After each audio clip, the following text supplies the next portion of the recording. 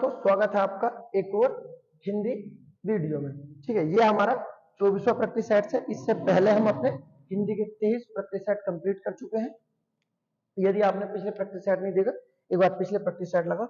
शुरू कर लेते हैं पहले क्वेश्चन के साथ जो हमारा दिया गया है। शब्द की सबसे छोटी इकाई क्या होती है? वो तो आसान क्वेश्चन है। शब्द की सबसे छोटी इकाई क्या कहलाती है? तो शब्द की सबसे छोटी इकाई जो हमारी क्या कहलाती है? वर्ण कहलाती है। अर्थात वर्ण हमारी शब्द की सबसे छोटी इकाई है।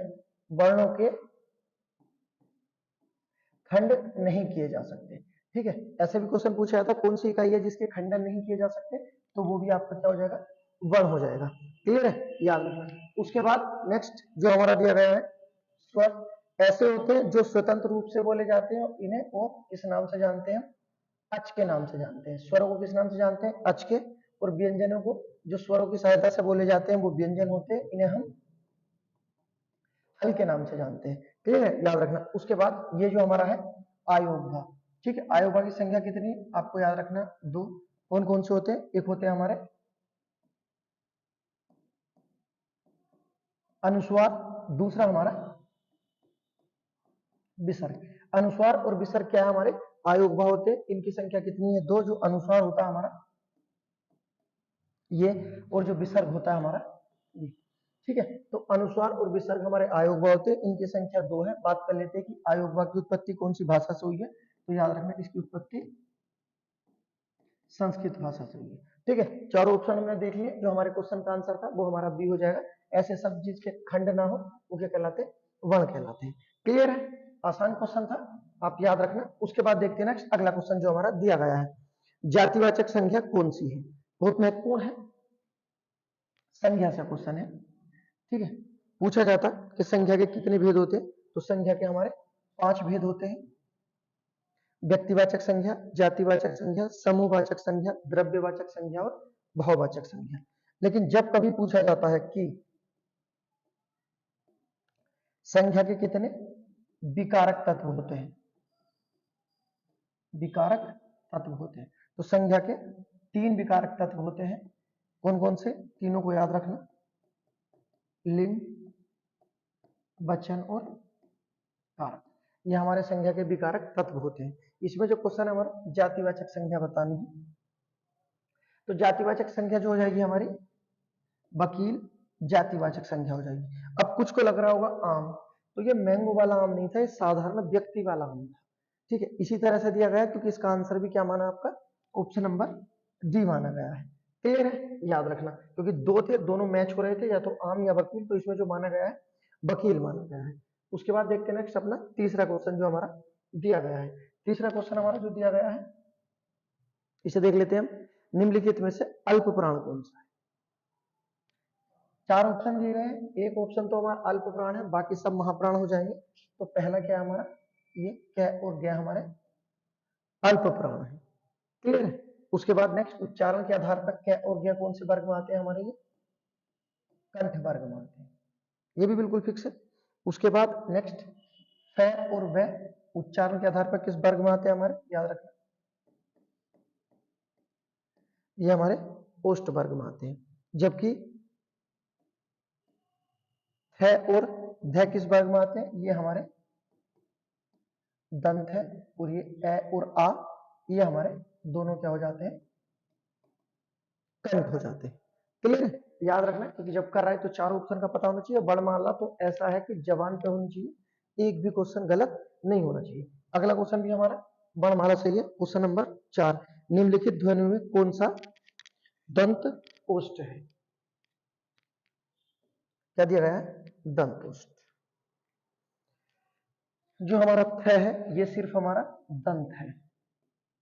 ठीक है, मैं जो है हमारा ये हमारा ओष्ठ है, लेकिन पूछा क्या है? जो दंत और ओष्ठ हो। ठीक है, है हमारा ये क्या था? ये भी हमारा ओष्ठ है। तो दंतोष्ठ क्या है हमारा? ब हमारा दंतोष्ठ है। और ये हमारा कौन सा व्यंजन है? अंतस्थ व्यंजन है, जिनकी संख्या 4 होती है। कौन कौन सी? ये, रे, ले और वे। और ये जो दोनों है ये दोनों आपके अर्धस्वर भी होते हैं, तो ये हमारा वह अर्धस्वर भी होगा। क्लियर है, याद रखना। उसके बाद नेक्स्ट देखते हैं अगला क्वेश्चन जो हमारा दिया गया है। क्वेश्चन नंबर 5 दिया गया है। अच्छा क्वेश्चन है। क्वेश्चन नंबर 5 जो दिया गया हमारा क्वेश्चन नंबर, चूड़ी अच्छी थी में थी कौन सी क्रिया है? चूड़ी अच्छी थी में थी कौन सी क्रिया होगी? क्रिया अगर करी होंगी तो आप कर जाओगे। ऐसी क्रिया जो सहारा देने के लिए आती है उसे क्या कहते हैं? योजक क्रिया है। ठीक है, और ये थी जो थी है, ठीक है, सहारा देने के लिए ही आई थी। उसके बाद नेक्स्ट क्वेश्चन नंबर 6 जो हमारा दिया गया है। क्वेश्चन नंबर 6 दिया गया हमारा, भूखे को खाना दो रेखांकित शब्द में कौन सा कारक है? कारक के बारे में हर प्रैक्टिस सेट में कारक आ जाता है, हर प्रैक्टिस सेट में इसकी पूरी विस्तार पूर्वक बताता हूं। इसमें आप बिल्कुल डायरेक्ट आंसर बताओ। भूखे को खाना दो रेखांकित शब्द में कारक बताना है। ऐसी चीज जब कोई चीज सदा के लिए दे दी जाती है तो आंख बंद करके कौन सा कारक हो जाता है? संप्रदान कारक हो जाता है। क्लियर? अलग हो जाते तो अपादान कारक का हो जाता। ठीक है, कारण होता से का प्रयोग तो इसमें हो जाता। उसके बाद देखते हैं ना 7वां क्वेश्चन जो हमारा दिया गया है। क्वेश्चन नंबर 7, क्वेश्चन नंबर 7 दिया गया हमारा, निम्नलिखित वाक्यों में से संबंध कारक वाले वाक्य को पहचानिए। अर्थात किसमें संबंध कारक है? चलो संबंध कारक तो बता देंगे आप। पहले ऑप्शन नंबर ए में बताओ कौन सा कारक होगा। कारक को हम क्या कहते हैं? परसर्ग कहते हैं। कारक को विभक्ति भी कहते हैं। ठीक है, कारक करते क्या है? संज्ञा सर्वनाम का अन्य शब्दों से जोड़ने वाले शब्द कारक कहलाते हैं। कारक की परिभाषा है। राम खाना खाता है, कौन सा? ठीक है, पहला हो जाएगा आपका कर्ता कारक। ठीक है, उसके बाद हमें क्या बताना था? संबंध कारक बताना है, अर्थात जिस वाक्य में संबंध दर्शाया जाएगा।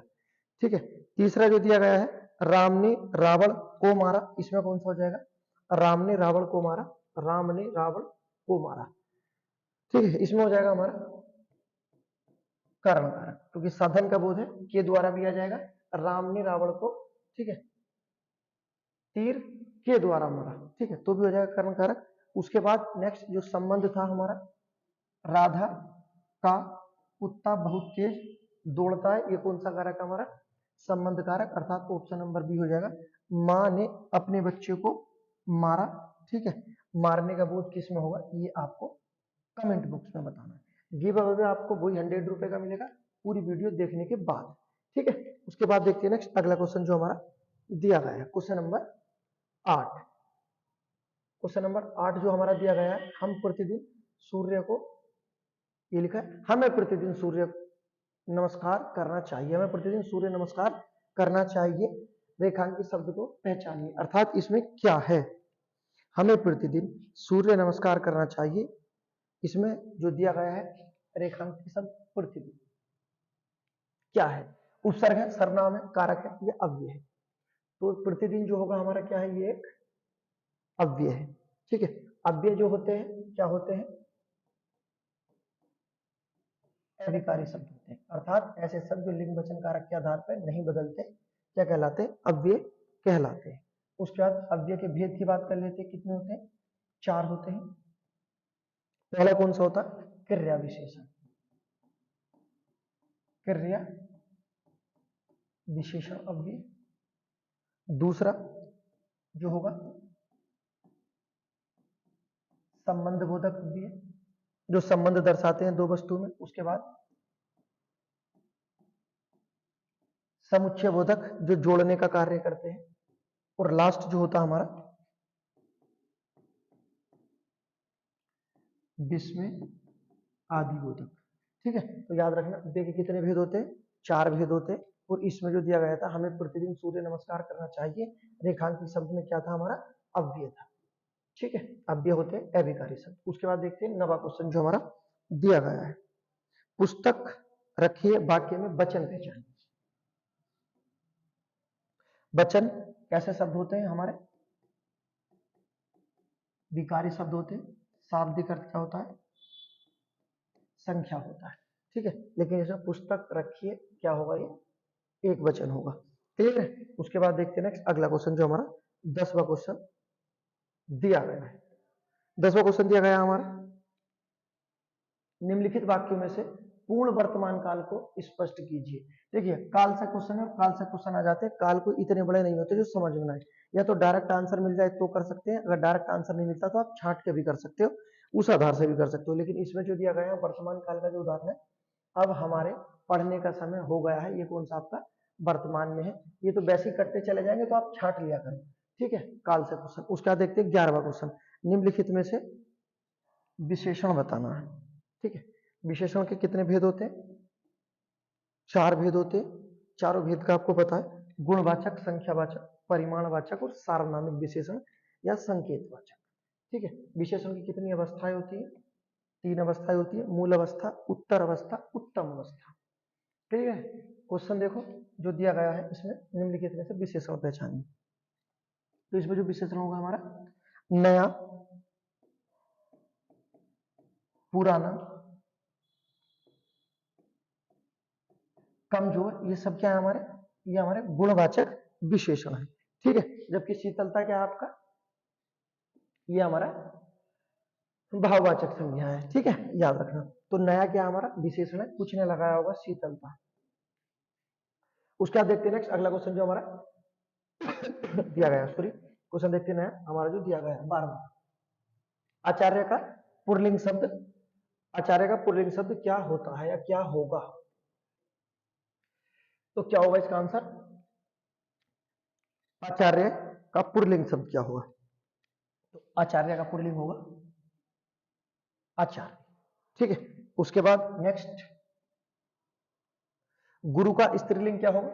गुरु का, गुरु आइन होगा। गुरु का स्त्रीलिंग क्या होता है? गुरु आइन होता है, क्लियर है। शिक्षक का क्या होता है? शिक्षक का शिक्षिका होता है। उसके बाद नेक्स्ट, आर्य का क्या होगा? आर्य होगा, क्लियर है, याद रखना। इस तरह से ये आपके जो हमारे लिंग वचन होते हैं बिल्कुल आसान होते हैं, बस एक बार पढ़ने की देर होती है। उसके बाद देखते हैं नेक्स्ट हमारा 13वां क्वेश्चन जो दिया गया है, तपस्वी का स्त्रीलिंग क्या होगा? पहले में पुल्लिंग था, इसमें स्त्रीलिंग पूछ लिया, लेकिन इसमें पूछा तपस्वी का, तपस्वी का क्या होगा? तपस्विनी, ठीक है, याद रखना। उसके बाद नेक्स्ट शब्द युग्म से क्वेश्चन आ गया हमारा, जो शब्द युग्म से क्वेश्चन दिया गया है देख लेते एक बार। अन्न और अन्य, बहुत आसान है। अन्न होता है अनाज, अन्य होता है दूसरा, बिल्कुल आसान, ऑप्शन नंबर ए हो जाएगा। उसके बाद देखते हैं नेक्स्ट 15वां, खिलौना शब्द में मूल शब्द है, ये अच्छा है। खिलौना शब्द में मूल शब्द क्या है, ठीक है। तो खिलौना शब्द में मूल शब्द क्या है? खेल मूल शब्द है, इसमें ओना प्रत्यय जोड़ देने से, क्या प्रत्यय? ओना प्रत्यय जोड़ देने से पूरा बन जाएगा खिलौना, सही है। देखो इस तरह से भी क्वेश्चन आते हैं, मूल शब्द पूछे जाते हैं। खिलौना में मूल शब्द क्या था? तो खेल था, कुछ ने खिल भी लिख दिया होगा, ठीक है। कुछ महान होते हैं, अलग पृथ्वी से आए हुए होते हैं, वो अलग गोले के होते हैं। अगला देखते हैं नेक्स्ट, अगले क्वेश्चन जो दिया गया है, ये दिया गया है 16वां क्वेश्चन, बहुत इंपॉर्टेंट है। देखो ये खाली स्थान में पूछा है, लेकिन इसमें पर्यायवाची टाइप करके पूछा है। यमुना नदी को और अन्य नाम से भी जाना जाता है। तो यमुना नदी को और अन्य नाम से जाना जाता है, याद रखना। हम क्या कहते हैं इसे? कालिंदी कहते हैं। अन्य नाम क्या है इसका? यमुना किसकी पुत्री है? तो सूर्य की पुत्री है, ठीक है। तो इसे हम सूर्य सुता भी कहते हैं, क्योंकि तो सूर्य की पुत्री है। सूर्य की पुत्री है तो हम इसे अर्क जा भी कहते हैं, क्योंकि अर्क तो सूर्य का पर्यायवाची है, तो जा जुड़ गया, पुत्री हो जाएगी। उसके बाद हम इसे भानु जा भी कहते हैं, क्योंकि भानु किसका पर्यायवाची है? सूर्य, पुत्री हो गया तो जा जुड़ गया, ठीक है। उसके बाद अन्य नाम में जो हमारा गंगा का सबसे प्रमुख नाम है, याद रखना, काल गंगा किसका पर्यायवाची है? हमारा यमुना का। और इससे अलग पूछा जाता है कृष्णा किसका पर्यायवाची है? ये भी हमारा यमुना का है, ठीक है। यमुना के पर्यायवाची थे, तो याद रखना ये इससे क्वेश्चन पूछा था। 17वां क्वेश्चन देखते हैं नेक्स्ट, आगे दिया गया, जहां एक बार प्रयुक्त शब्द के अनेक अर्थ निकले वहां पर कौन सा अलंकार होता? अलंकार पूछा है, अर्थात एक शब्द एक बार आएगा लेकिन उसके अर्थ अनेक अनेक होंगे, जिसका शाब्दिक अर्थ होता है चिपका हुआ, अर्थात जो हमारा हो जाएगा श्लेष अलंकार। ठीक है, श्लेष अलंकार का शाब्दिक अर्थ क्या होता है? चिपका हुआ। यहाँ एक शब्द एक बार आता है और उसके अनेक अर्थ चिपके हुए होते हैं। क्लियर है, याद रखना। उसके बाद नेक्स्ट आपको जो मेन चीज याद रखनी, ये पूछा जाता है श्लेष अलंकार के कितने भेद होते हैं। श्लेष अलंकार के दो भेद होते हैं। दो भेद कौन कौन से? अभंग और दूसरा सभंग। ठीक है, कितने भेद है? दो भेद होते हैं श्लेष अलंकार के, अभंग और सभंग। क्लियर है, इसका आंसर भी यही था। अलंकार से हर हमारे प्रत्येक सेट में क्वेश्चन आते रहते हैं, जो हमारा रिवीजन के तौर पे चलता रहता है। अगला क्वेश्चन देखते हैं हम 18 जो हमारा दिया गया है। क्वेश्चन नंबर 18 में जो हमारा दिया गया है, इसमें दिया गया है पंच परमेश्वर गद्य की विधा से संबंधित है। किससे संबंधित है? पंच परमेश्वर, जो मुंशी प्रेमचंद की है ये। ठीक है, किससे संबंधित है? ये हमारी कहानी से संबंधित है। क्लियर है। उसके बाद देखते हैं नेक्स्ट, हिंदी में उपन्यास सम्राट किसे बोला जाता है? बहुत आसान है, मुंशी प्रेमचंद को बोलते हैं उपन्यास सम्राट, लेकिन इनका वास्तविक नाम क्या है, इसे आपको याद रखना है। धनपत राय मुंशी प्रेमचंद का वास्तविक नाम है। ठीक है, उसके बाद अन्य जो नाम है इनका, नवाब राय। अन्य नाम क्या है इनका? नवाब राय है। लेकिन ये मुंशी प्रेमचंद जब कभी भी अपनी उर्दू में कोई कविता या जो भी अपना लिखते थे, उर्दू रचना कहानी जो भी करते थे उर्दू में, तो किस नाम से करते थे? नवाब राय के नाम से करते हैं।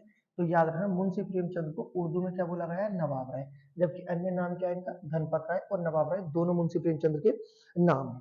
मुंशी प्रेमचंद के बारे में, ठीक है, इनका पहला जो आपका उपन्यास था उसका नाम है, पहला अगर उपन्यास पूछा जाए, सेवा सदन। मुंशी प्रेमचंद का पहला उपन्यास सेवा सदन है, जिसे उर्दू में बजारे हुस्न के नाम से जानते हैं। ठीक है, सेवा सदन को उर्दू में क्या कहते हैं? बजारे हुस्न कहते हैं। ठीक है, उसके बाद मुंशी प्रेमचंद का अधूरा उपन्यास सभी को पता है, प्रसिद्ध है, मंगलसूत्र। अधूरा कौन सा है? मंगलसूत्र। बात कर लेते हैं प्रसिद्ध और अंतिम जो था, अंतिम प्रसिद्ध कौन सा था, उसका नाम याद रखना। पूछा जाए अंतिम प्रसिद्ध, गोदान था। क्लियर है, ये चीजें मुंशी प्रेमचंद के बारे में। आपको जो कमेंट बॉक्स में बताना है कि ऐसा मुंशी प्रेमचंद का उपन्यास जिस पर ब्रिटिश सरकार ने प्रतिबंध लगाया था, उसका क्या नाम? क्लियर है, कमेंट बॉक्स में बताना। बहुत अच्छे अच्छे क्वेश्चन है मुंशी प्रेमचंद से डायरेक्ट मिलते हैं, ये आपको याद रखना है। उसके बाद देखो नेक्स्ट, अब अगला क्वेश्चन तो बिल्कुल बच्चों वाला है, देखते ही आप इसे उड़ा दोगे। कहावत का दूसरा नाम क्या है? तो कहावत का दूसरा नाम है हमारा लोकोक्ति। सही है। उसके बाद देखते हैं नेक्स्ट अगला क्वेश्चन जो हमारा दिया गया है। नेक्स्ट क्वेश्चन है हमारा, दिए गए प्रश्नों के उत्तर के लिए आपको दिए गए 4 विकल्पों में से उस शब्द का चयन करें जो दिए गए शब्द का समानार्थी, अर्थात एग्जैक्ट जो आंसर बैठेगा समानार्थी के आधार पर। दिया गया है पहला हमारा, ये दिया गया है व्यसन। ठीक है, व्यसन आपको बता दूं, अगर आपने जीएस पढ़ा होगा, जैन धर्म बौद्ध धर्म पढ़ा होगा, तो वहां व्यसन शब्द आता है कि जैन धर्म ने व्यसन पर प्रतिबंध लगाया था, अर्थात बुरी आदत। बुरी आदत क्या थी? व्यसन होती है। अगला क्या दिया गया? बिरले। बिरले का क्या अर्थ होता है? बिरले का होता है परेशान, जिसे बोलते हैं दुर्लभ, समानार्थी। ठीक है, उसके बाद नेक्स्ट हमारा 23वां क्वेश्चन दिया गया है आजीविका। हिंदी लगती ऐसी है कि आसान होगी, लेकिन आसान इतनी होती नहीं है, ये आपको बताना। आजीविका में कौन सा समानार्थी एग्जैक्ट बैठेगा? तो आजीविका का जो होगा, रोजी रोटी होती है हमारी, आजीविका हमारी रोजी। ये हमारे समानार्थी से क्वेश्चन थे। ठीक है, हर टॉपिक से क्वेश्चन मिल जाते हैं। वीडियो पसंद आई तो लाइक करो। ठीक है, अच्छी हिंदी के लिए जुड़े रहो हमारे साथ। मिलते हैं नेक्स्ट अगले प्रैक्टिस सेट में।